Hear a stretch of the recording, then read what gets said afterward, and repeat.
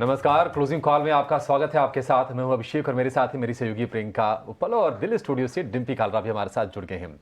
तो बैंकिंग शेयरों के दम पर बाजार ने उड़ान भरी है, लेकिन नजर रहेगी चंद्रयान की उड़ान पर। जी हां, उड़ान तो हो गई है, अब सॉफ्ट लैंडिंग आज होगी 6:04 पर शाम को। और चंद्रयान की सफल लैंडिंग को लेकर पूरे देश भर तस्वीरें आ रही हैं।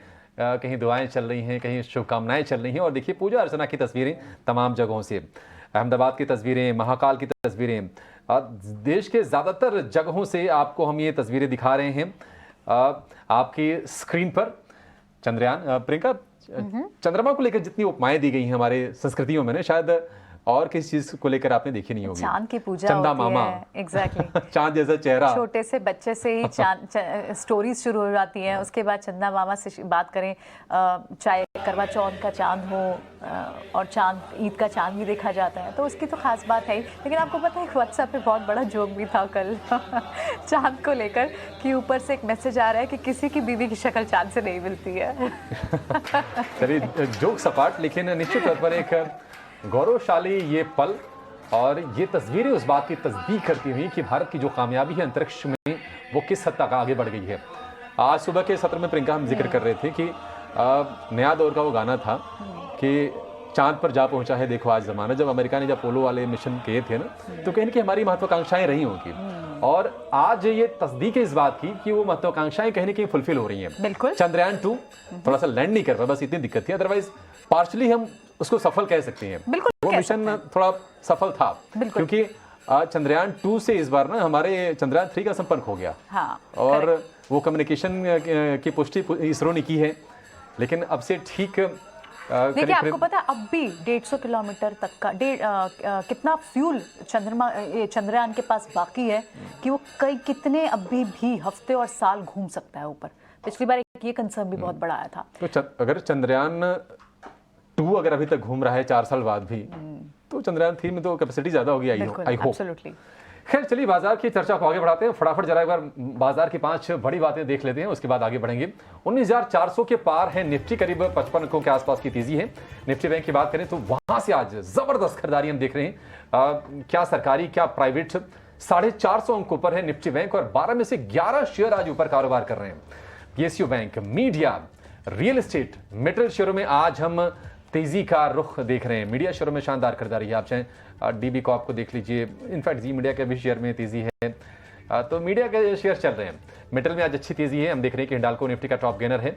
और इसके अलावा अगर हम देखें बाजार में, तो चंद्रयान से जो शेयर जुड़े हुए हैं वहां पर बहुत ही बेहतरीन तेजी है। सेंटम इलेक्ट्रॉनिक्स ये शेयर है, करीब 12-13% ऊपर ये शेयर ट्रेड कर रहा है, 15% तक ऊपर था इंट्राडे में। इसके अलावा HAL की बात कर लें या फिर LNT की बात कर लें, ये सारे के सारे शेयर आज चल रहे हैं। और इनके साथ साथ डिफेंस वाले जो बाकी शेयर हैं, शिप बिल्डिंग वाले जो बाकी शेयर हैं, चाहे मैदानी हो, गार्डन रीच हो, कोचिन शिपयार्ड हो, ये भी 5-5% की दौड़ लगा रहे हैं। यूरोप में भी तेजी है और डाउ फ्यूचर करीब 140 अंक ऊपर कारोबार कर रहा है। तो भारतीय बाजारों के लिए जो संकेत है विदेशी बाजारों से, वहां से भी बहुत ही बढ़िया ट्रिगर्स हम देख रहे हैं आज के सत्र में। अपने मेहमानों को शामिल कर लेते हैं। हमारे साथ जुड़ गए हैं आज दिग्गज फंडामेंटल एनालिस्ट राजेश अग्रवाल, और साथ में आदित्य अरोड़ा, आदित्य एडलिक स्टॉक मार्केट रिसर्च के, और साथ साथ SBI सिक्योरिटीज के सुदीप शाह। आप तीनों का बहुत शुक्रिया, स्वागत है टीनो स्वदेश पर। सुदीप, शुरुआत आपसे करना चाहेंगे। आज की रौनक देखकर बाजार का ऐसा लग रहा है कि शायद बहुत बड़ी कोई चिंता है नहीं। 450 अंकों पर निफ्टी बैंक है, और ठीक ठाक हम देख रहे हैं कि ब्रॉडर मार्केट का भी जो रुझान है ना, बढ़िया है। सिर्फ इंडेक्स मैनेजमेंट नहीं हो रहा है, ज्यादातर शेयर हम देख रहे हैं कि बड़ा हिस्सा जो है तेजी वाला ही है। यहां से आप किस तरह की चाल देख रहे हैं सुदीप? क्या 19,500 अटेम्प्ट होते हुए आप देख रहे हैं अगले घंटे में? 19,500 देखिए आज अगले एक नमस्कार, गुड आफ्टरनून। जैसे आप बोले ना, सुबह से एक अच्छा माहौल बना हुआ है बाजार में, और सबसे ज्यादा एक सुकून की बात यह है कि आज बैंक निफ्टी में हम एक अच्छा मूव देख रहे हैं।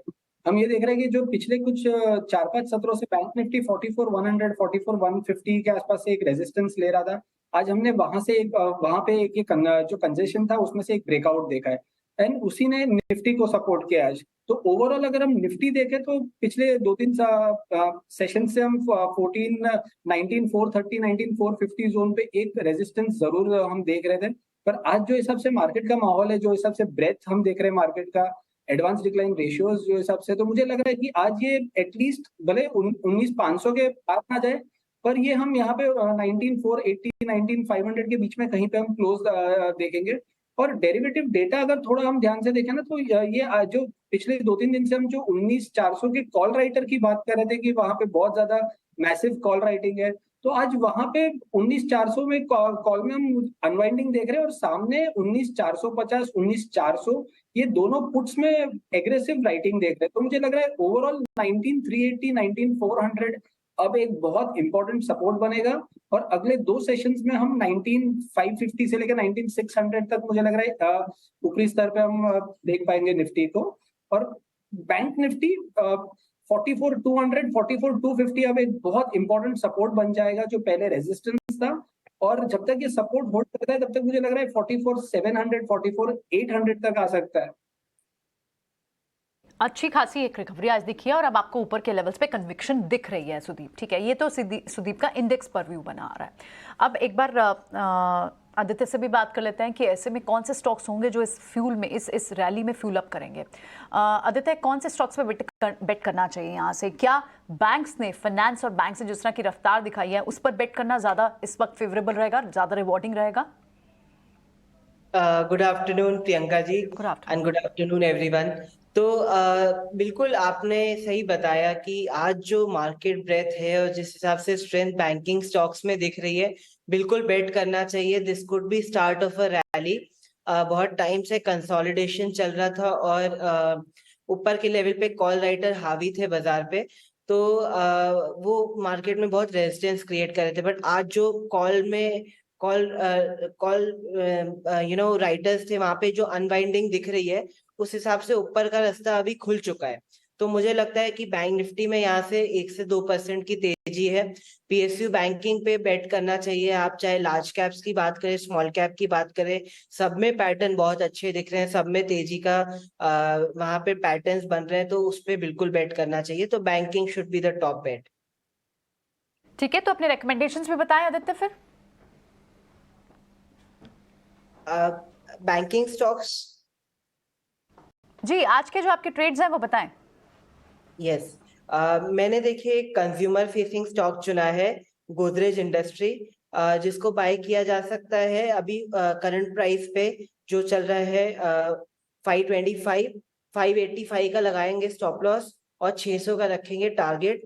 दूसरा स्टॉक है आरसीएफ, केमिकल और फर्टिलाइजर स्पेस से, जिसे 118 में बाय किया जा सकता है। 108.10 का लगाएंगे स्टॉप लॉस, और 139 का रहेगा टारगेट। ठीक है, ये तो बात हो गई आदित्य की कॉल्स की। तो इन्होंने जो कॉल्स किया वो ब्रॉडर मार्केट से ही लिया है। एक बार समझ लेते हैं कि सुदीप कहां पर बेट कर रहे हैं आज। सुदीप बताएं, आप क्या कोई लार्ज कैप ऐड कर रहे हैं? नहीं प्रियंका जी, मुझे बैंकिंग में तेजी लग रही है। मुझे लग रहा है बैंक निफ्टी यहाँ से और 300-400 पॉइंट ऊपर जा सकता है, और यहाँ पे मुझे लग रहा है कि पीएसयू बैंक्स एक अच्छा कमबैक दिखा रहा है। तो पीएसयू बैंक्स में जो मुझे सबसे ज्यादा अग्रेसिव पोजीशनिंग लग रही है, वो लग रहा है पीएनबी, पंजाब नेशनल बैंक में। क्योंकि पिछले अगर कुछ हफ्तों से अगर हम देखें, तो पीएसयू बैंक्स में करेक्शन आया था, फिर bank of Baroda, Canara bank, ये सब में ऊपरी स्तर से थोड़ा दबाव आ रहा था। But PNB higher top higher bottom formation दिखा रहा था पिछले 10-15 सत्रों से। और अगर वो हिसाब से अगर हम ये पैटर्न देखें, तो मुझे लग रहा है बहुत स्ट्रॉन्ग चार्ट ये दिखा रहा है पीएनबी का। तो मुझे लग रहा है यहाँ पे 61 के स्टॉप लॉस से 67 के टारगेट के लिए पीएनबी में खरीदारी की जा सकती है। मेरी दूसरी पिक भी होगी बैंकिंग सेक्टर से, वो है एक mid cap private bank, federal bank. हमने फेडरल बैंक में देखा है कि 3-4 महीने के बाद एक अच्छा सिमेट्रिकल ट्रायंगल ब्रेकआउट आया है, और वॉल्यूम्स के साथ आया है। पिछले कुछ और 20-25 सत्रों से अगर हम देखें, तो 134 136 का एक कंजेशन जोन था, जो कि ये स्टॉक निकाल नहीं पा रहा था, और आज वॉल्यूम के साथ हमने देखा है कि ब्रेकआउट आ रहा है। मुझे लग रहा है यहाँ पे भी खरीदारी की जा सकती है 137 के स्टॉप लॉस से 151 के टारगेट के लिए। ठीक है, फेडरल बैंक आपके लिस्ट में है, आपने पीएनबी पे भी बुलिश दिख रहे हैं, तो ये 2-3 बैंक हैं जिस पे ध्यान रखें। और आज बैंक निफ्टी का एक्चुअली में थोड़ा एक ब्रेकआउट जैसी है। निफ्टी तो खैर अभी भी फंसा हुआ है, बट बैंक निफ्टी अच्छा चल रहा है। और कई बार हमने आपको इंडिकेट किया कि आपका राजा हमेशा बैंक निफ्टी ही होगा, आप निफ्टी से कभी कुछ ज़्यादा सेंस ले नहीं पाएंगे। राजेश अग्रवाल भी हमारे साथ हैं। राजेश सर, बहुत बहुत शुक्रिया, thank you very much. Technicals वालों ने अपने बेसिस पर टेक्निकल चेक करके आपको शेयर्स बताए हैं। आप कोई ऐसी कॉल बताइए जो इन्वेस्टमेंट के लिहाज से थोड़ी ज़्यादा बेहतर हो और वो फंडा कॉल भी हो, मतलब आपका एनालिसिस पे फंडामेंटल बेसिस पर हो। गुड आफ्टरनून डिम्पी जी, आप सबको जो भी पैनल में है सबको नमस्कार। Thank you for calling me. आज एक बहुत ऐतिहासिक दिन है, चंद्रयान लैंड कर रहा है मून पे और हम साथ बैठे हैं, तो वाकई एक खुशी की बात है। और जैसे कि टेक्निकल वाले हमारे मित्रों ने सबने बैंक निफ्टी पे जोर दिया और कहा कि अच्छा खासा चल रहा है, तो हमारी पिछली मुलाकात में भी मैंने इस बात पे जोर दिया था कि बाजार जो है वो साइकिल के दो पहियों की तरह है। एक पहिया निफ्टी का है और दूसरा बैंक निफ्टी का है, और जब तक दोनों नहीं चलेंगे तब तक बाजार में कोई मीनिंगफुल तेजी इस वक्त खोजना मुश्किल की बात होगी। और अब जब चूंकि बैंक निफ्टी चलना चालू किया है, तो हम ये उम्मीद कर सकते हैं कि ये तेजी थोड़ी सी बरकरार रहेगी। पिछले दिनों अगर आप देखें तो लगातार एफआईआई की सेलिंग आई थी और रुपया 83-42 तक चला गया था, क्रूड में तेजी थी। इन सब चीजों के कारण से पिछले कई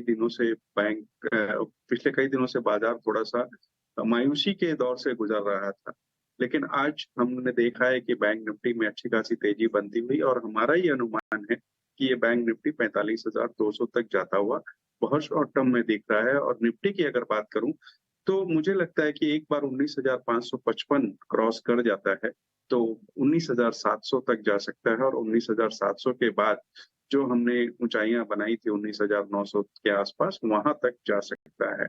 लेकिन फिलहाल हम 19,555 के एक आंकड़े को बहुत गौर से देख रहे हैं। निवेश की अगर बात की जाए इस वक्त, तो बैंकिंग चूंकि लाइमलाइट में है, तो बैंकिंग से मैं समझता हूं कि एक बैंक ऑफ महाराष्ट्र पे ध्यान देना चाहिए, जो कि अगर आप देखो तो पब्लिक सेक्टर बैंकिंग स्पेस में सबसे टॉप परफॉर्मर रहा है।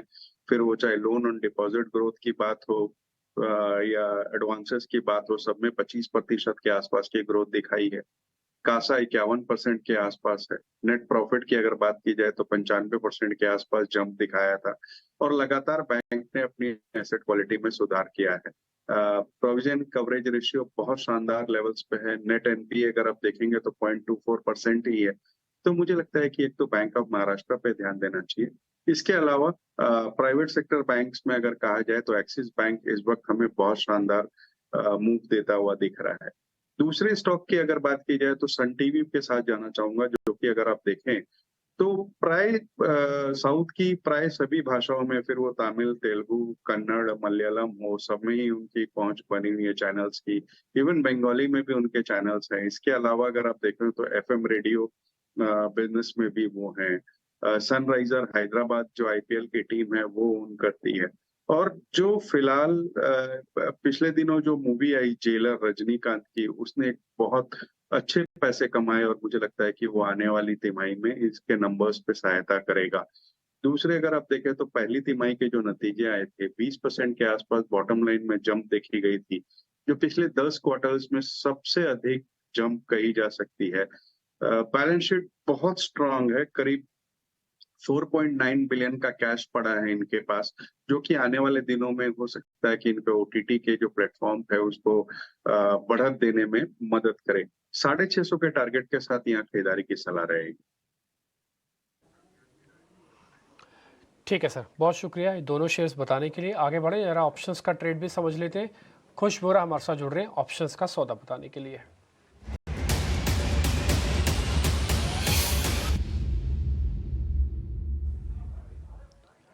कुछ बताइए, कौन सा ट्रेड है आपकी तरफ से? इंडेक्स है क्या?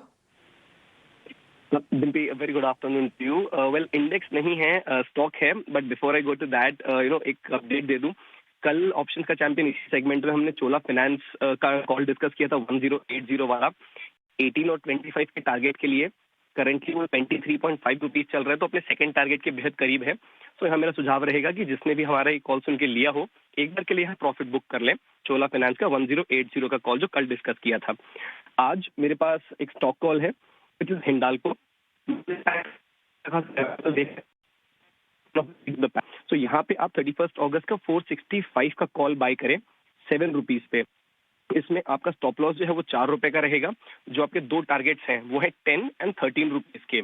इन टारगेट्स और स्टॉप लॉस के हिसाब से जो मैक्स लॉस है आपका वो 4200 रुपीस का हो सकता है, लेकिन मैक्स प्रॉफिट 8400 रुपीस का। सो हिंडाल्को का 465 रुपीस का कॉल 7 रुपीस पे बाय करने का आज का ऑप्शन चैंपियन का हमारा सुझाव है। को आज निफ्टी का टॉप गेनर भी है, 3% ऊपर है। 465 वाली कॉल खरीदनी है ₹7 पर, और ये आपके लिए ऑप्शन की रणनीति कुश की तरफ से। अभिषेक, मैं यहाँ ऐड करना चाहूँगी, हिंडाल्को की कॉल आज हमें कुछ तो ज़रूर दे रहे हैं, but we must congratulate Aditya also, जो हमारे साथ शो में है भी। आपको याद है क्लोजिंग कॉल्स हम इकट्ठे ही करते हैं, पिछले 2 दिन से वो हमें हिंडाल्को दे रहे हैं ऑप्शंस। तो हिंडाल्को पे तो we will give it to you Aditya. Aditya ji, बधाइयाँ स्वीकार कीजिए आप। बहुत शुक्रिया। नहीं, ऑफ कोर्स खुश को भी, लेकिन आदित्य उससे पहले दे रहे थे। ठीक है, चलिए, आदित्य ने बधाइयाँ स्वीकार कर ली हैं, लेकिन आज हम देख रहे हैं कि मेटल के अलावा ना बहुत सारे ऐसे छोटे छोटे पैक है जहाँ पर एक्शन बड़ा भरपूर है। पेपर शेयर चल रहे हैं, डिफेंस वाला खेमा आज फिर से बुलिश है। ऑटो इंसलरी में बहुत शानदार तेजी है। Auto ancillary, Atul auto, Gabriel, आप देखिए 12-14% के ऊपर शेयर चल रहे हैं। पूरा स्टॉक पिकिंग मार्केट है अभिषेक। अगर आप इंडेक्स आज चलिए रेंज से निकला है, लेकिन अगर रेंज में था भी तो आपके पास राइट स्टॉक्स अगर आपके पोर्टफोलियो में, तो आपको नुकसान या फिर दुख नहीं होगा कहीं जा रहा है। अतुल ऑटो की बात करें, अतुल लिमिटेड नहीं, अतुल ऑटो लेके आएंगे जरा स्क्रीन पर। विजय केडिया साहब का उसमें निवेश भी है। और राजेश जी, आप जरा इस पर व्यू दीजिए अतुल ऑटो पर। हालांकि बड़े साइज वाला शेयर है, 6008 नहीं, ये तो अतुल लिमिटेड नहीं, अतुल ऑटो लेके आएंगे, ऊपर है वो। क्या आपकी सलाह होगी इसमें? 443 का भाव है, 16.5% ऊपर इस वक्त ट्रेड कर रहा है। देखिए, पिछले हफ्ते ही हम लोग ने इस कंपनी पे इनिशिएटिंग कवरेज रिलीज करी थी, और आज ही हमारे जो टारगेट्स दिए गए थे अचीव हो गए हैं। लेकिन हम समझते हैं कि जिस तरह की कंपनी बढ़त बना रहा, हालांकि पहली तिमाही के नतीजे अच्छे नहीं आए थे, लेकिन जिस तरह के कंपनी के प्लान्स है ईवी वगैरह में खास करके, उससे हमें लगता है कि आने वाले दिनों में अच्छी बढ़त हो सकती है स्टॉक में। मुझे आश्चर्य नहीं होगा कि 15 से 20% मौजूदा भाव से भी आने वाले 2 क्वार्टर्स में इसमें बढ़त हो जाए। लेकिन चूंकि आज ही इतना बढ़ गया है, तो मैं आज खरीदारी की सलाह नहीं दूंगा। थोड़ा कंसोलिडेट हो या करेक्ट हो यहाँ से, तो इसमें खरीदारी की ही सलाह है। ठीक है, 17% की तेजी आज अतुल ऑटो में, और हमने पिछले 2 क्वार्टर से देखा भी एक रेंज में है। इनके लिए जो एक बड़े चैलेंजेस आ रहे थे ना, आई थिंक इनके कुछ जो 3 व्हीलर स्पेस में जो इनको एक कंप्लायंसेस और नॉर्म्स मिलने, लाइसेंसिंग, उसको लेकर डिले आ रहा था। बाजार उसी को लेकर थोड़ा वरिड था। आई थिंक उसको लेकर लग रहा है आप कुछ डेवलपमेंट्स फास्ट होती हुई दिख रही है। इस पर और खबर भी लेकर आएंगे जो रिसर्च हमारे पास होगी। लेकिन चलिए बढ़ते हैं आगे, प्रकाश के पास भी जाएंगे। एक PLI स्कीम से जुड़ी खबर, हम प्रकाश के पास भी जुड़ेंगे उससे पहले। लेकिन आज ब्राइटकॉम की जो पूरी खबर है, ब्राइटकॉम को लेकर जो सेबी का जो सख्त रवैया जो उनके प्रमोटर्स को लेकर देखने को मिला है, और जिस तरह से जिस शेयर में आज आप देखें तो 5% का निचला सर्किट, और ये वही स्टॉक है जो लगातार पिछले कई दिनों से वॉलेटाइल मूव्स भी दिखा रहा था। पूरा मैटर प्रमोटर्स पर जो प्रेफरेंशियल अलॉटमेंट में हेराफेरी का आरोप है, और इसी वजह से इस पूरे मैटर में जिस तरह से फंसे हैं लोग, इस पर इनफैक्ट एक बार राजेश से बात कर लेते हैं। राजेश, बहुत ज़रूरी है कंपनीज के फंडामेंटल चेक होना, क्योंकि बहुत बार व्यूअर्स फंस जाते हैं, इन्वेस्टर्स फंस जाते हैं कुछ ऐसे स्टॉक्स में जहां पर उन्हें लगता है कि 5% के ऊपर अपर सर्किट लग रहे हैं, तो शायद स्टॉक एक वेल्थ क्रिएटर हो सकता है। लेकिन कॉशियस तो होना पड़ेगा, इट्स योर ओन मनी।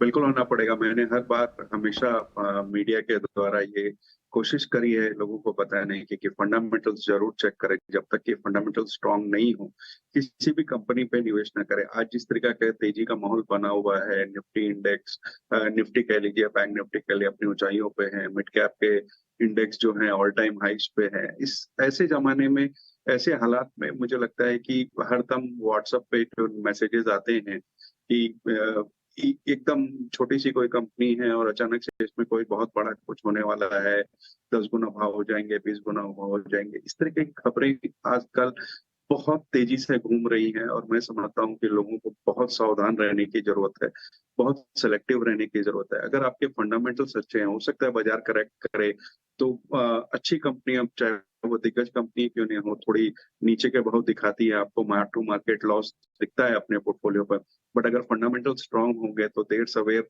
आपके पैसे न केवल वापस आ जाएंगे बल्कि अच्छे मुनाफे में भी आ जाएंगे। आपके लॉन्ग टर्म की अगर पोर्टफोलियो है तो उसमें हमेशा फंडामेंटली स्ट्रांग स्टॉक ही होने चाहिए।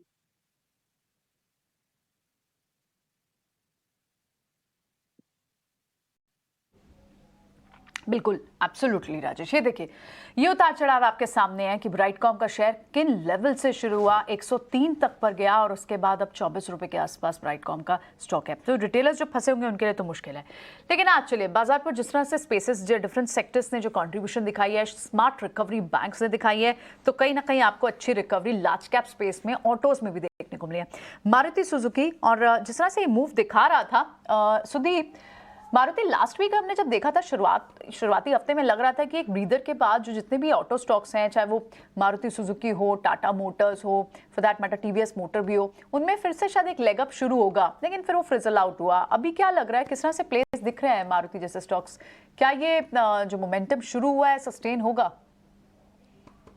जी प्रियंका जी, क्योंकि हम अगर मारुति का चार्ट देखें तो स्टॉक ने कुछ 6-7 दिन पहले अपना 100 डीए में एक बार रीटेस्ट किया था और वहां से हमने देखा है कि एक स्टेडी अपमूव हम देख रहे हैं। और फिर से स्टॉक अपना जो एक वो जो 9300, 9400 और 9700 का जो रेंज था, 9750 अपसाइड पे, ये रेंज में फिर से वापस आ गया है। तो मुझे लग रहा है एक बार जो ये लेवल से एक सपोर्ट जोन से एक बेस बन रहा है यहाँ पे 9400, 9500 के बीच में अभी। और जब तक ये होल्ड करता है तब तक मुझे लग रहा है यहाँ पे एक मोमेंटम हम देख पाएंगे कि 9750, 9800 तक फिर से आता हुआ। 9800 पे जरूर एक रेजिस्टेंस है, पर मुझे लग रहा है फिलहाल one step at a time अगर हम देखें अगर तो 9450 के स्टॉप लॉस से अगर खरीदारी करी भी जा सकती है इसमें, एंड 9800 तक का अपसाइड आ सकता है। और अगर डेटा वाइज अगर हम देखें मारुति में तो 9500 में आज पुट राइटिंग बहुत ज्यादा एग्रेसिव हो रहा है। तो मुझे लग रहा है ये बहुत इंपॉर्टेंट सपोर्ट जोन बन सकता है अगर हम ऑप्शंस डेटा भी देखें तो। ओवरऑल मुझे लग रहा है ये मोमेंटम यहाँ पे कैरी फॉरवर्ड रहेगा यहाँ पे, और 2-3% की अपसाइड हम ये स्टॉक पे आने वाले कुछ 2-3 सत्रों में देख पाएंगे।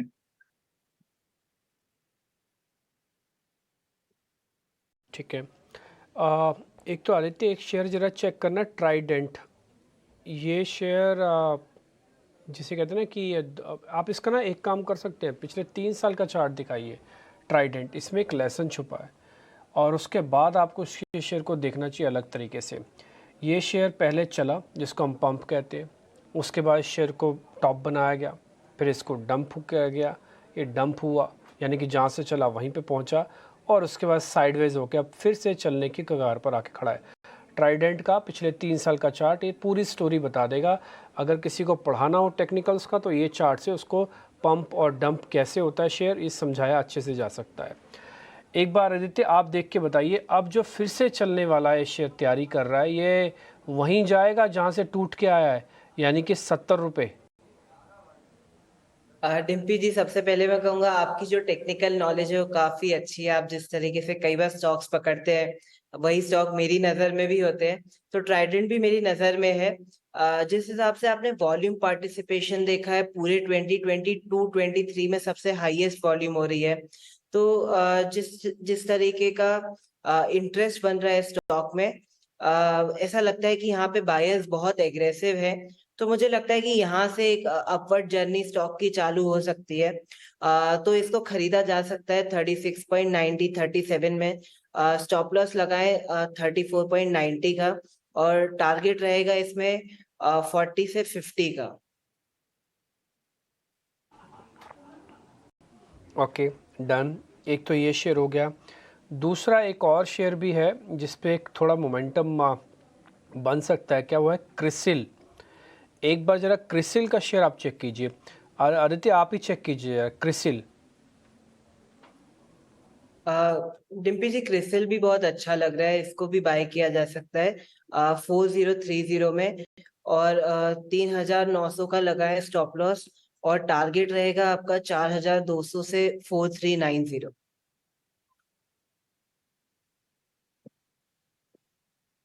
आपने पास कर दिया। तो एक ट्राइडेंट और क्रिसिल 2 शेयर हमने पता कर लिए। काफ़ी सारे के दम पर बाजार में अच्छी स्ट्रेंथ है, 19,450 के ऊपर है निफ्टी, और निफ्टी बैंक में है 500 अंकों का उछाल 44,500 के पार। आगे बढ़ने से पहले एक बड़ी खबर आ रही है, सरकार कई सेक्टर्स की पीएलआई स्कीम के लिए आवंटन बढ़ा सकती है। ईटीएन स्वदेश को सूत्रों से मिली जानकारी के मुताबिक इस लिस्ट में ड्रोन और ड्रोन कंपोनेंट भी शामिल है। पूरी डिटेल के साथ हमारे सहयोगी प्रकाश जुड़ गए हैं हमारे साथ। प्रकाश, बताइए क्या खबर है आपके पास? देखिए, सूत्रों के हवाले से हमें एक्सक्लूसिव जानकारी मिल रही है कि कैबिनेट सेक्रेटरी की अध्यक्षता में जिस एम्पावर्ड ग्रुप ऑफ सेक्रेटरी का गठन हुआ है उसने पीएलआई स्कीम्स की समीक्षा की है। एम्पावर्ड ग्रुप ऑफ सेक्रेटरी ने एग्जिस्टिंग जो पीएलआई स्कीम है और साथ ही साथ जो प्रस्तावित पीएलआई स्कीम्स हैं कुछ नए सेक्टर्स के लिए, उस पर अपनी सिफारिशें सौंपी है। सूत्र हमें बता रहे हैं कि एम्पावर्ड ग्रुप ऑफ सेक्रेटरी ने सिविल एविएशन मिनिस्ट्री के उस प्रस्ताव को मंजूरी दे दी है जिसके हिसाब से ड्रोन और ड्रोन कंपोनेंट के लिए जो फाइनेंशियल आउटले है उसमें बढ़ोतरी करने का प्रस्ताव दिया गया था।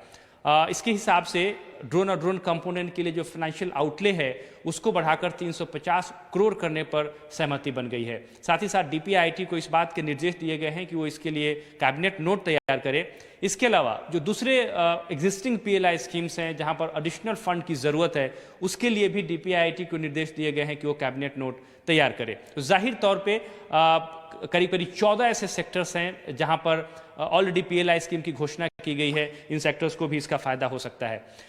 एक और इम्पॉर्टेंट सेक्टर है ACC battery. Empowered group of secretary ने यह फैसला किया है कि जो बैलेंस कैपेसिटी है एसीसी बैटरी के तहत जो पीएलआई स्कीम है उसके लिए फ्रेश बिड जो है वो इनवाइट किए जाएंगे। साथ ही साथ एक और इम्पॉर्टेंट पीएलआई स्कीम है जो कि बल्क ड्रग है। बल्क ड्रग के ऊपर एक पीएलआई स्कीम की घोषणा की गई थी। इस बात पर सहमति बनी है कि इसके तहत न्यू ड्रग्स जो हैं उसको शामिल किया जाएगा। तो जाहिर तौर पे इससे कंपनियों को फायदा होने जा रहा है। आईटी हार्डवेयर के तौर पे टेक्सटाइल सेक्टर्स के लिए एक और पीएलआई स्कीम की घोषणा की जा सकती है। इस पर भी एम्पावर्ड ग्रुप ऑफ सेक्रेटरीज ने अपनी सहमति दे दी है। कुछ नए सेक्टर्स हैं जैसे कि फुटवेयर, लेदर, टॉयज, बाइसिकल्स। इसके लिए पहले से ही पीएलआई स्कीम लाने का प्रस्ताव तैयार किया गया है और सूत्र हमें बता रहे हैं कि एम्पावर्ड ग्रुप ऑफ सेक्रेटरी अगली बैठक में इस मसले पर चर्चा कर सकती है। ठीक है, शुक्रिया प्रकाश। तो 14 सेक्टर्स ऑलरेडी हैं पीएलआई के दायरे में, तो पीएलआई का दायरा बढ़ सकता है और इसके लिए आवंटन भी सरकार बढ़ा सकती है। अतिरिक्त फंड देने की तैयारी चल रही है। सूत्रों के हवाले से ये खबर लेकर आ रहे हैं प्रकाश।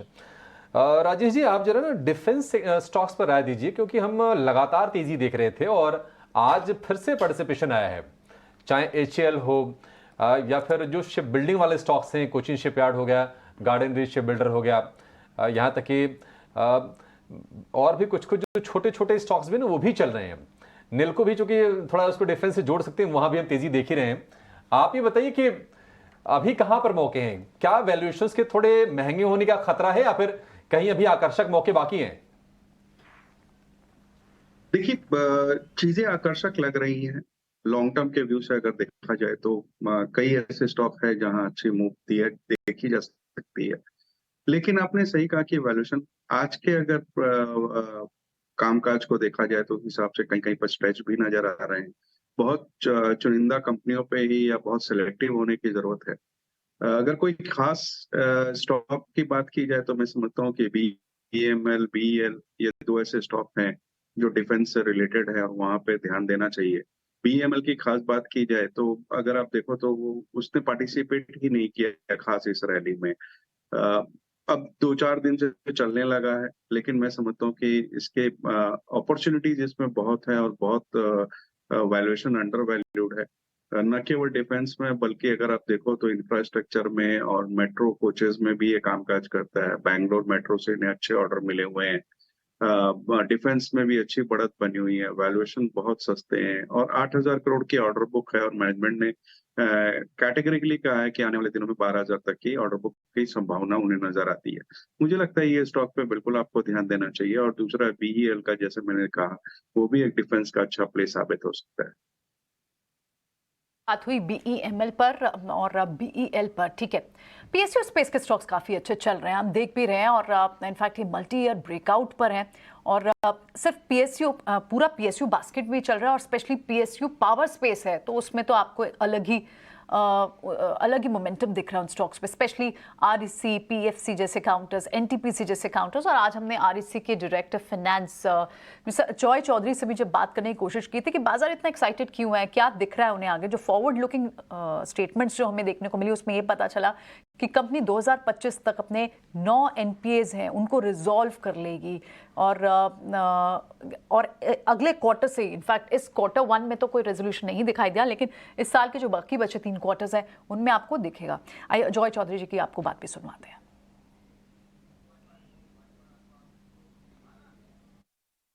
अब जो हमारा नेट एनपीए है वो 1% से भी कम है और अब भी जो नए हम एनपीए तो हम कोई बना नहीं रहे हैं, 6 क्वार्टर हो गए, कोई नया एनपीए नहीं बना और आगे भी यही रहेगा। तो हम 2 साल में डेफिनेटली, इस साल हम आधे कर देंगे करीब करीब, जो हमारा 14,800 का है अभी उससे आधे हो जाएंगे और उसके नेक्स्ट ईयर जो है ये पूरा रिजॉल्व हो जाएगा, पक्की बात है। क्योंकि पावर डिमांड में ग्रोथ है, जैसे कि बता रहे थे वो, तो पावर डिमांड में ग्रोथ की वजह से अब काफी इंटरेस्ट भी है उसको लेने के, वो प्रोजेक्ट्स लेने के लिए काफी कंपनियों में काफी इंटरेस्ट देखने को मिला है। तो आई थिंक ये सारे बहुत जल्दी रिजॉल्व हो जाएंगे। ठीक है, बिल्कुल। तो ये खास बात आज हमने सुबह की थी उनसे और यही एक बड़ी रीजंस है कि आप देख रहे हैं कि पावर रिफॉर्म्स तो दिख ही रहे हैं और पावर डिमांड जिस तरह से है और मोरओवर स्पेसिफिक कंपनी स्पेसिफिक भी आपको रीजंस दिख रहे हैं कि अगर बड़े एनपीएस का रेजोल्यूशन कंपनी निकाल लेती है तो बाजार ऑफ कोर्स क्यों नहीं इसको लेकर एक्साइटेड होगा। तो स्टॉक पर नजर रखनी चाहिए। लेकिन बढ़ेंगे आगे, कुछ और खबर जो शरद हम तक लेकर आते हैं एक खास सेगमेंट में, और वो है खबर गरम है। आज देख लेते हैं कि कहां पर खबर गरम है। शरद से जुड़ते हैं। शरद बताएं।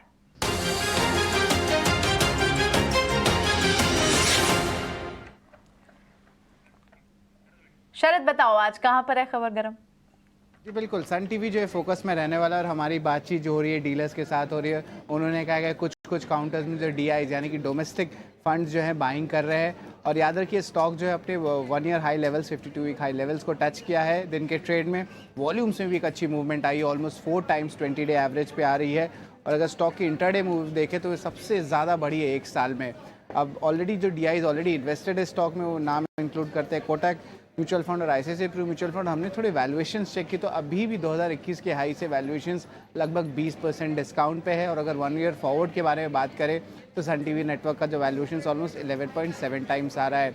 अगर ट्रिगर्स की बात करें तो ऑफकोर्स Q1 नंबर्स ज़रूर वीक आए थे क्योंकि उनके जो ऑपरेशनल कॉस्ट है उसमें बढ़ोतरी देखने मिली है, लेकिन जो फेस्टिव डिमांड एक्सपेक्टेड है आगे आने में उसके कारण जो है सब्सक्रिप्शन रेवेन्यूज़ पे जो है एक बुलिश नज़रिया बाजार का बना हुआ है और ब्रोकरेज एक्सपेक्ट कर रहे हैं कि कंपनी की जो एक कंजर्वेटिव अप्रोच आई है जहाँ पे OTT में इन्वेस्टमेंट्स कर रहे तो उसके कारण रिटर्न रेशियोज़ में ज़्यादा इम्पैक्ट आगे जाते हुए नहीं पड़ेगा और कंपनी के जो फाइनेंशियल्स हैं और उनके जो कैश लेवल्स है उसके कारण जो है ये एक अच्छा डिविडेंड पोटेंशियल वाली स्टॉक बन सकती है, ये ब्रोकरेजेस का मानना है। ठीक है शरद, ये खबर पहुंचाने के लिए, बताने के लिए कि सन टीवी पे इस समय क्या खबरें आ रही हैं और ये पूरी जानकारी यहाँ पे देने के लिए बहुत शुक्रिया आपका। आगे बढ़ते हैं, आप कुछ एक और स्टॉक से देख लेते हैं, चेक करवा लेते हैं सर से कि कहाँ पे आज ट्रेड बनता है। आज ना MMTC के अंदर सुबह ही अच्छा मोमेंटम आ गया था, हमने नोटिस भी कराया था। MMTC और ITC दोनों ही एक साथ कराया था। आदित्य एक बार आप देखिएगा दोनों के चार्ट। ITI को छोड़ दीजिए, ITI को छोड़ना होगा, खाली MMTC को ही रखो सिर्फ स्क्रीन पर 9.5%। ये एक नई जर्नी की तरफ बढ़ने वाला शेयर है, एक बार आप इसको चेक करेंगे क्या? बिल्कुल, MMTC में आप अगर देखें तो हिस्टोरिकली बहुत बड़ा वॉल्यूम हो रहा है। अगर आप 1-2 साल में देखें तो सबसे बड़ा वॉल्यूम अभी थोड़े दिनों में हुआ है। तो बिल्कुल बायर्स काफी एग्रेसिव हैं, चार्टिकली ब्रेकआउट आ रहा है तो इसमें भी बाय की सलाह रहेगी। मैंने अपने क्लाइंट्स को भी इसमें बाय की सलाह दी थी कुछ समय पहले, वो डिस्क्लोजर दूंगा। तो अभी भी MMTC को बाय कर सकते हैं 43.30 में और 39 का लगाएंगे स्टॉप लॉस और टारगेट रहेगा आपका 47 से 52 का। ओके ठीक है, ये MMTC आप अपने क्लाइंट्स को भी बताते हुए दिख रहे थे और अभी कह भी रहे हैं कि भी थोड़ा शेयर ठीक भी है। एक शेयर मेरे लिस्ट में और है, वह दीपक फर्टिलाइज़र। मेरे को इसका सिर्फ बेस चेक करवाना है। सुदीप सर आप इसको ज़रा चेक कीजिएगा, दीपक फर्टिलाइज़र का मल्टीपल बेस तैयार हो गया है।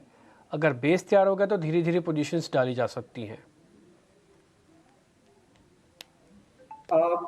टिम्बी जी, दीपक फर्टिलाइजर का अगर हम डेली चार्ट देखें तो एक बड़े फॉल के बाद हम पिछले 6-7 महीने में हम ये देख रहे हैं 550 575 के आसपास ये एक बेस जरूर बन रहा है और अगर हम ये देखें कि ये अपने 20 दिन के एक्सपोनेंशियल मूविंग एवरेज के ऊपर आज वॉल्यूम के साथ ब्रेकआउट दे रहा है, मुझे लग रहा है कि एक बार यहाँ से 540 550 का ये जो पिछले कुछ दिनों का जो बेस है ये होल्ड कर जाएगा, और एक मूव हम 620 तक का हम देख पाएंगे, 620 625, क्योंकि वहां पे 625 के आसपास 200 डीएमए भी आता है, जहां पे एक अच्छा रेजिस्टेंस मुझे लग रहा है कि ये एक बार से ये स्टॉक दिखाएगा।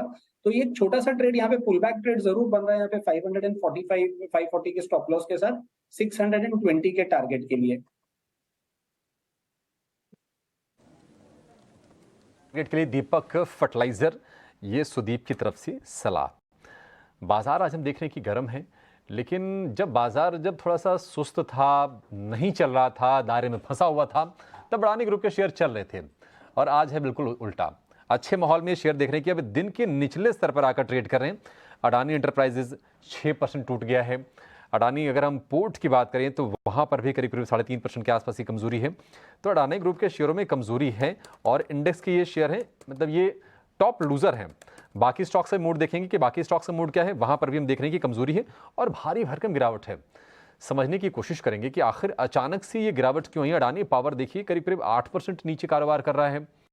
राजेश जी, आप व्यू दीजिए, कोई खबर होगी तो उसको भी हम जानने की पड़ताल करने की कोशिश करेंगे, लेकिन अब जो नया निवेश करना चाहते हैं अडानी ग्रुप में, इतना करेक्शन सर पर्याप्त है या फिर थोड़ा सा और वेट करें? देखिए, अगर आप देखो तो जो जनवरी के जो हाइस थे उससे अभी तक जो खबरें निकल कर आई, उसके बाद बहुत टूटा पूरा ग्रुप के स्टॉक, और उसके बाद बढ़त बनाई, और पिछले कुछ दिनों से अच्छी खासी बढ़त बन रही थी इस पूरे ग्रुप के स्टॉक्स में। फिर चाहे वो नतीजों को लेकर के हो, कुछ कंपनियों ने बहुत शानदार नतीजे दिए। 2000 करोड़ के एक्सपेंशन करीब ट्रांसमिशन में कंपनी ने अनाउंस किया, और कई जगह डेट भी कम किए। फिर खबरें ऐसी आई कि जीक्यूसी ने अच्छा खासा स्टेक बढ़ाया है कुछ कंपनियों में, और इन सब के चलते पिछले 10-15 दिनों से एक अच्छी बढ़त बनी हुई थी। इस वजह से हो सकता है थोड़ा करेक्शन हो। कोई दूसरी खबर हो तो वो मेरे नॉलेज में नहीं है, बट मैं समझता हूँ कि एक करेक्शन ही हो रहा है। और कोई लंबी अवधि का निवेशक हो और थोड़ी रिस्क एपेटाइट अच्छी हो, क्योंकि कई रिपोर्ट सेबी की तरफ से या कुछ रेगुलेटरी अथॉरिटीज की तरफ से आनी बाकी है, तो अगर वहां से कुछ नेगेटिव आता है तो गिरावट देखी जा सकती है। तो मैं समझता हूँ कि जिसकी रिस्क एपेटाइट अच्छी हो, उसे अगर थोड़ा बहुत अपना पोर्टफोलियो में जोड़ना हो, तो इसमें कुछ एक स्टॉक जैसे कि अदानी पोर्ट्स या Adani enterprise, even Ambuja cement, ये कुछ स्टॉक है जो फंडामेंटली स्ट्रांग है। न्यूज की वजह से ऊपर नीचे हो वो अलग बात है, बट लंबी अवधि का निवेशक हो और थोड़ी रिस्क एपेटाइट अच्छी हो तो यहाँ नजर रखी जा सकती है।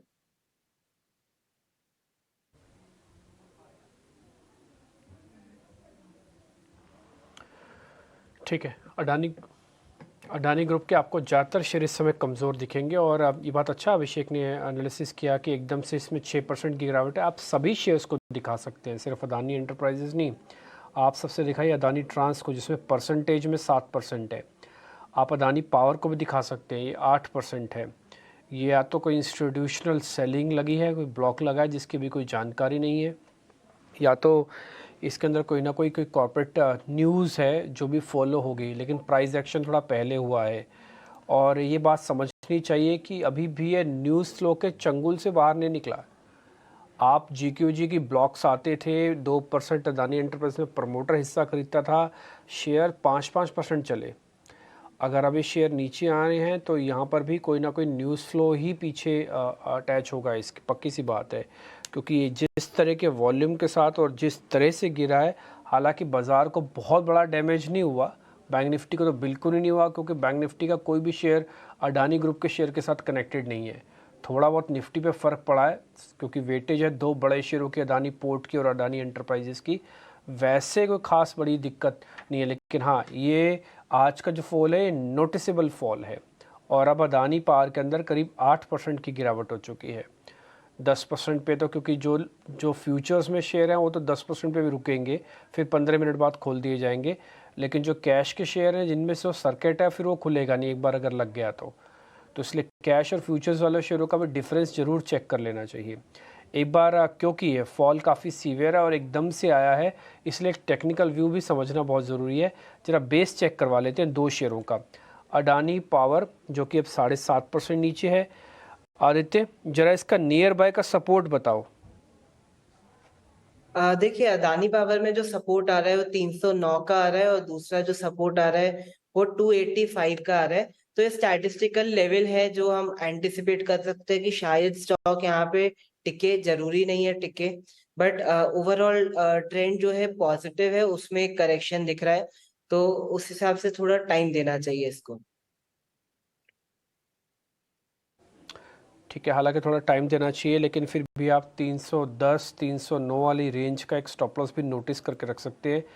हम फिर से बोलेंगे कि इस तरह के वॉलेटाइल मूव के अंदर थोड़ा रिटेलर्स को दूर रहना चाहिए।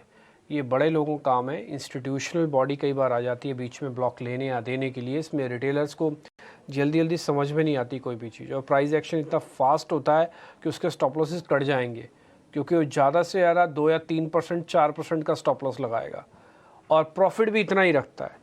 10% से ज़्यादा रिटेलर्स को हमने देखा नहीं है कि स्विंग ट्रेडर्स का बेनिफिट उठा पाए। हाँ, इन्वेस्टमेंट अलग कहानी है, लेकिन जो स्विंग में काम करते हैं, जिनको पता है आज मैं लूँगा 4-5 दिन में शेयर आ जाएगा, वो 10% से ऊपर के टारगेट नहीं रखती। मैं अपने एक्सपीरियंस से बता सकता हूँ, मैं ब्रोकिंग से निकला हुआ आदमी हूँ। बट ठीक है, फिर भी आप थोड़ा ध्यान रखिएगा। एक शेयर मेरे को और ज़रा चेक करवाना है, वो आज टाटा पावर की क्लोजिंग। टाटा पावर की आज की जो क्लोजिंग हो रही है सुदीप, क्या, अच्छा राजेश सर से पता करता हूँ। राजेश सर, टाटा पावर की जो क्लोजिंग हो रही है वो टेक्निकली और प्राइस के हिसाब से तो ठीक है, ये फंडामेंटली भी ठीक है ना? बिल्कुल, फंडामेंटली ये बहुत स्ट्रांग कंपनी है। मुझे तो आश्चर्य हो रहा था कि पिछले कई महीनों से स्टॉक ने अंडर परफॉर्म किया था। अगर आप देखो तो प्राइवेट सेक्टर में सबसे लार्जेस्ट पावर सेक्टर की यूटिलिटी है।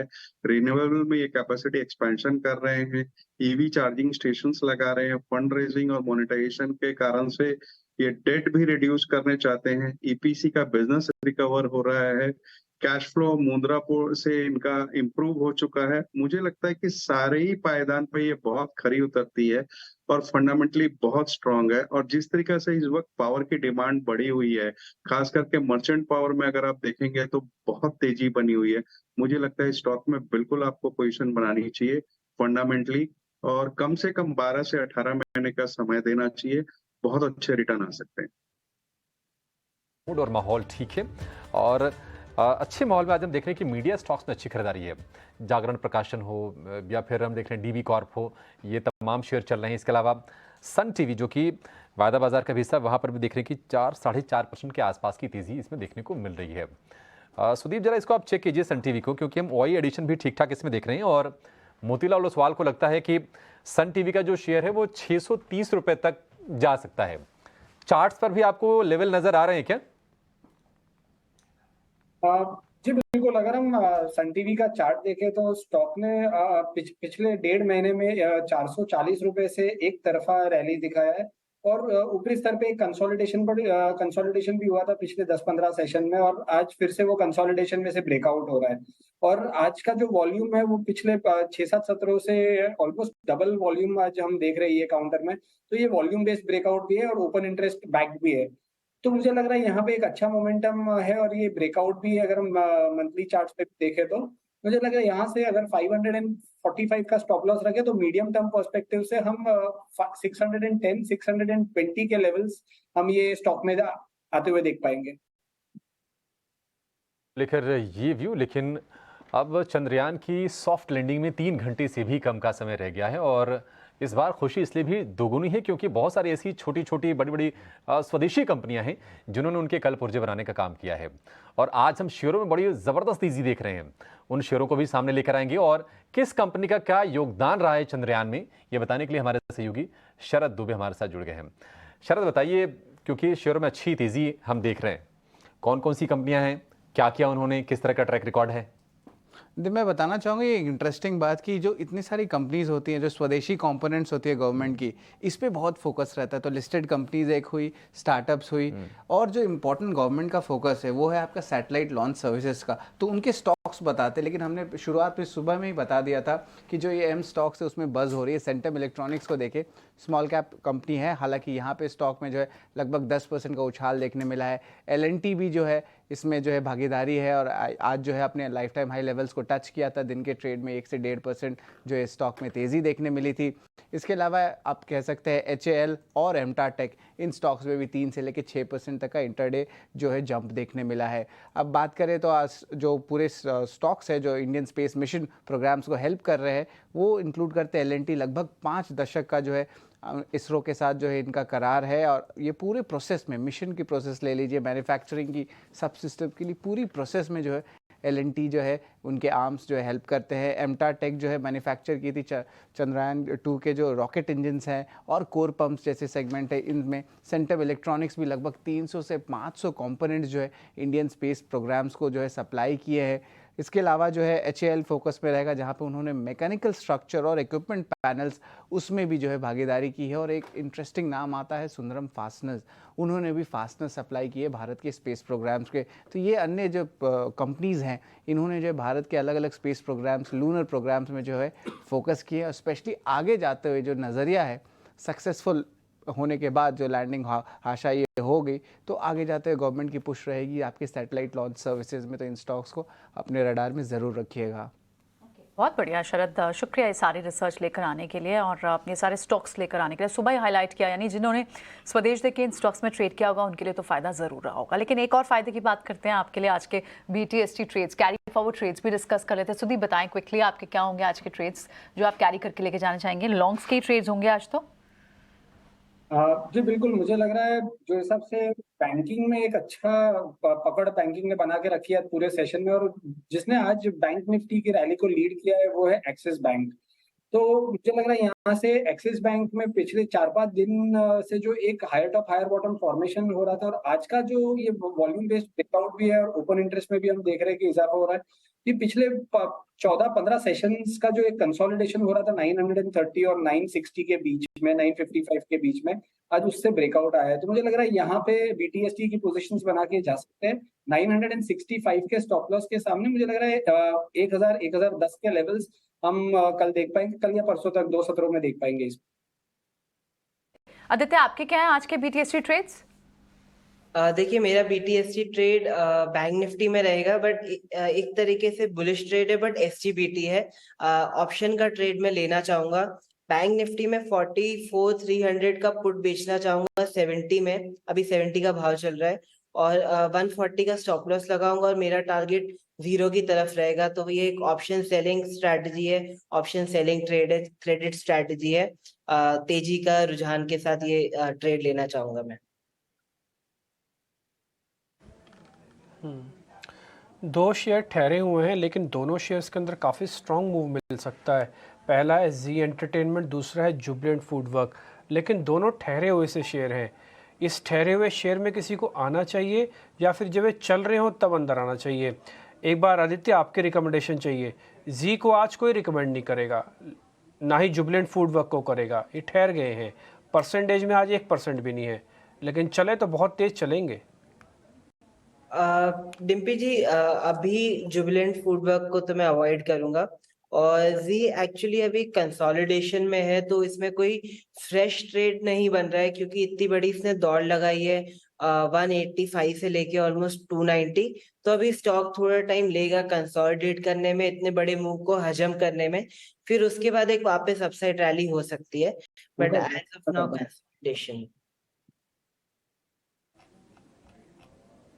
ओके, ठीक है। और राजेश सर, जब आप आए हैं शो में तो ज़रा ये बताइए कि आप जियो फाइनेंशियल सर्विसेज को बाय रिकमेंडेशन कब देंगे, किस प्राइस पे? 3 दिन से तो लोअर सर्किट हो गया सर, आपके हिसाब से फेयर वैल्यू क्या है? जब आप आए हैं तो पूछ ही लेते हैं। देखिए, इस वक्त फेयर वैल्यू बोलना थोड़ा सा मुश्किल है, लेकिन अगर इसको वैल्यूएशन के हिसाब से देखूं तो मैं दूसरी जो दिग्गज लिस्टेड NBFC प्लेयर्स हैं उसके प्राइस टू बुक से अगर कंपेयर किया जाए तो मुझे लगता है कि वहां पर वैल्यूएशन कम मिले हुए हैं। क्यों कि इसमें अभी तक कोई बिजनेस मॉडल उतनी बेहतर तरीके से अनाउंस नहीं हुआ है। हाँ, इन्होंने ब्लैक रॉक के साथ करार किया है AMC लॉन्च करने के लिए, या इंश्योरेंस बिजनेस में बड़े तरीके से उतरने की बात कर रहे हैं। 6.1% स्टेक इनके पास रिलायंस इंडस्ट्रीज का है, जो ट्रेजरी शेयर्स ट्रांसफर हुए थे। लेकिन एक बात तय है कि आगे जाते हुए ये कंपनी एक बड़े रूप से उभर कर आएगी, क्योंकि हमें ये नहीं भूलना चाहिए कि इसमें जो हेल्म में लोग हैं, जिस तरीके से कामत साहब हैं या हितेश शेटिया जी हैं या चिरंजीत सिंह आत्रा जो SBI से आए थे वो है, मुझे लगता है कि 200 रुपए के आसपास इसमें खरीदारी करनी चाहिए उन लोगों को जो कम से कम 12 से 18 महीना या उससे ज्यादा रुकना चाहते हैं।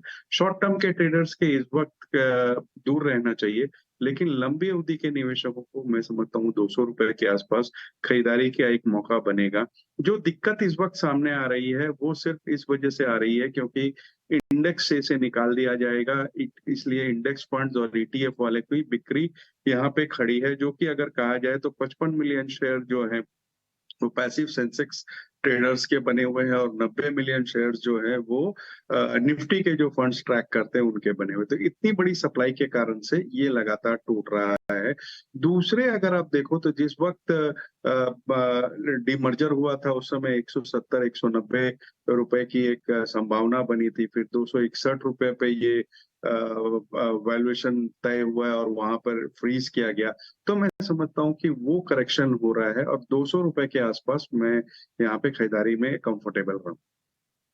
ठीक है, बिल्कुल। ये तो एब्सोल्युटली हम बात कर भी रहे थे कि इसमें आउटफ्लोस होंगे और अभी कुछ दिन और सर्किट लगा रह सकता है। तो 200 रुपए के आसपास राजेश को लगता है कि यहाँ पर बाइंग होनी चाहिए, फंडामेंटली आपके पोर्टफोलियो में ये स्टॉक होना चाहिए। चलिए ठीक है, बिल्कुल बढ़ते हैं आगे और अब क्लोजिंग की तरफ बाजार को एक बार आज दिन भर का रैप डिस्कस कर लेते हैं, क्योंकि हमने देखा कि मेटल स्टॉक्स में आपको बैंक्स तो आज वापस आए ही, PSU प्राइवेट स्पेस बैंक से, लेकिन मेटल्स में भी सुबह से ही रेजिलियंस थी और Hindalco, Tata steel, JSW steel जैसे स्टॉक्स में अच्छी मूव थी। टॉप गेनर्स अगर आप इस वक्त बात करें तो उसमें पहले आपको हिंडाल्को जैसे काउंटर्स दिख रहे हैं, axis bank, ICICI bank, SBI यानी प्राइवेट पब्लिक दोनों बैंक्स आपको दिख रहे हैं और इसीलिए बैंक में आपको एक बड़ी मजबूती दिख रही है क्योंकि हेवी वेट्स भी यहाँ कंट्रीब्यूट कर रहे हैं। उसके अलावा दूसरे कुछ स्टॉक्स में आज हम सुबह ही डिविस को भी डिस्कस कर रहे थे, वहां पर भी 1.5-2% की तेजी है। L&T जैसे स्टॉक्स पिछले 2-3 दिन से कंट्रीब्यूट कर रहे हैं, वहां पर मजबूती, वो उससे सपोर्ट मिला है। और उसके अलावा कुछ दूसरे और प्राइवेट बैंक्स जैसे कोटक बैंक और इंश्योरेंस काउंटर्स में SBI लाइफ जैसे काउंटर्स हैं जिनसे मूव आई है।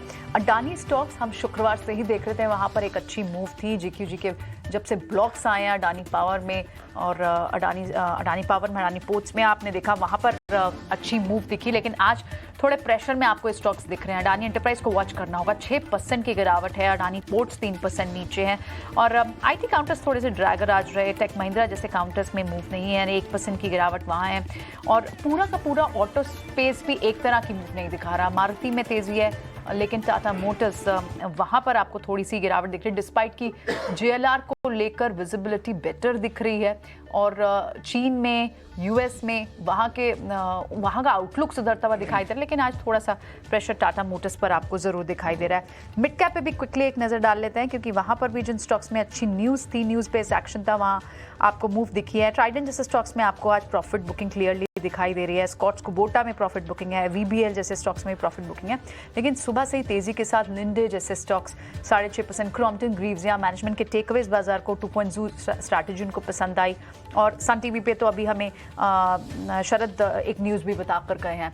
सो ओवरऑल आज बाजार में एक अच्छी तेजी दिखाई दी, रेंज को बाजार ने ऊपर की तरफ तोड़ा, कॉल राइटर्स बैकफुट पे, जिसके चलते आप ये मूव देख रहे हैं। देखना होगा कि अब क्या ये मूव आगे सस्टेन रहती है। इतने दिनों की जो हम रेंज बाउंड मूवमेंट में फंसे हुए थे, क्या अब उसे फाइनली बुल्स जो है वो तोड़ पाए हैं और ऊपर के लेवल्स हम देखेंगे। बड़ा ट्रिगर शाम को प्रिंट सेंटिमेंट के लिहाज से शाम को निकलेगा। खुशी वाले चेहरे के साथ बैठेंगे या फिर थोड़े गम होंगे चेहरों पर, वो तो आपको शुक्रवार को जैक्सन चांद वाला होगा या नहीं बाजार में कल हम ये देखेंगे। चंद्रयान के लिहाज से बिल्कुल एब्सोल्युटली, जिस पर पूरे बाजार की नजर भी है, इस पर पूरे देश की नजर है इस वक्त, वो एक मोमेंट तो है जिसे हम पूरी तरह से यहाँ उस पर हर खबर बनाने की कोशिश जरूर कर रहे हैं। लेकिन खैर, सभी एक्सपर्ट्स का बहुत बहुत शुक्रिया। शो को यहीं वाइंड अप करेंगे। हम तीनों को दीजिए इजाजत।